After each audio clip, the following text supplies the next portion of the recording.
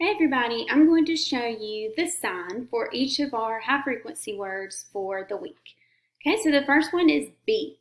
The sign for B is, so you're going to make the letter B with your hand and then put your hand up to about where your mouth is and then move your hand straight out like this. Okay, so do that with me. All right, and let's say it and sign it. B. All right. This is the word come. The sign for come is, so you're just going to make a motion like you're telling somebody to come here. Okay, so do that with me. And let's say it and sign it. Come. Okay, and this is the word good. The sign for good is, so you're going to put one hand out like this.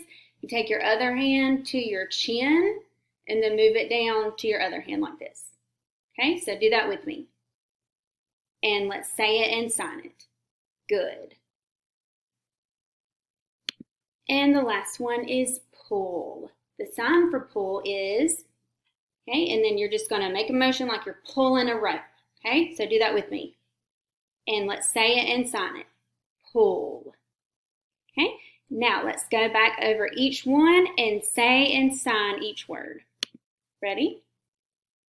B, come, good, pull. All right, good job.